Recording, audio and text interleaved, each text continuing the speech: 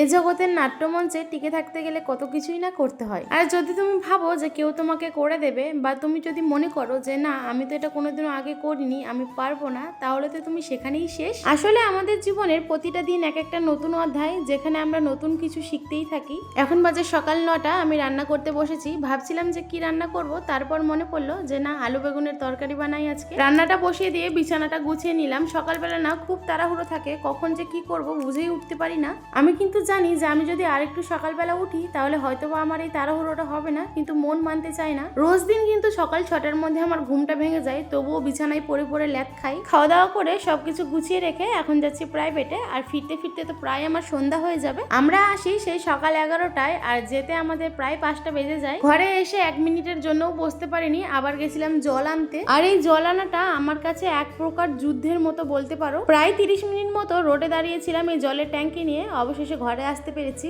এবার ভাবছি যে আমাকে একটা সাইকেল নিতেই হবে, নইলে এই জল আনা আমার জন্য খুব কষ্টকর হয়ে যাচ্ছে। জল এনে তরমুজ খেতে বসেছিলাম, আর তরমুজ খেতে গিয়েই মনে হলো যে না পরানটা এবার মনে হয় বেরিয়েই যাবে। সন্ধ্যেবেলা থেকে আকাশটা একটু মেঘলা মেঘলা ছিল, তারপর হঠাৎ করে ঝড় শুরু হয়ে যায়। কারেন্ট ছিল না প্রায় অনেকক্ষণ, 10:30 11টার দিকে এসেছে। তারপর আমি একটু ম্যাগি বানিয়েছিলাম, যেহেতু অনেক রাত্রি হয়ে গেছিল তাই আর বেশি কিছু রান্না করলাম না। ভাবলাম যে আজকে রাতের খাওয়াটা এটা দিয়েই সেরে নিই।